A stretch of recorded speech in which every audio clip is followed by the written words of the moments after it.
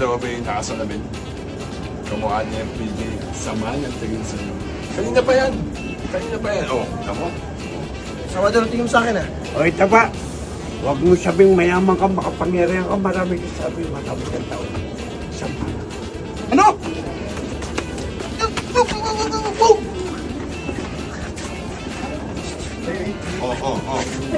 May ginawa ko. Dito kayo nag-aaway, tatanggalin ko yung palong mo! Saman, ayun, oh! Kaya nga, pasensya na po kayo. Anong araw-araw? Hindi ka nalulubugan ng buwan pag nag-visit ako sa iyo. Yan yung lalo pagkakataon ko. Kaya, mga kaibigan, kaya akong bumangon. Pinahukay po ako ni Chairman. 20 taon na ako nakabaon. Congressman. Para magkita-kita muli tayo. Kaya lang, sabi nga nila sa akin nung araw, wala daw akong alam. Hindi raw ako marunong, wala daw akong pinag-aralan. Hindi raw ako Pilipino. Isa lang sinabi ko, bukas, hindi na kayo sisikatan ng araw.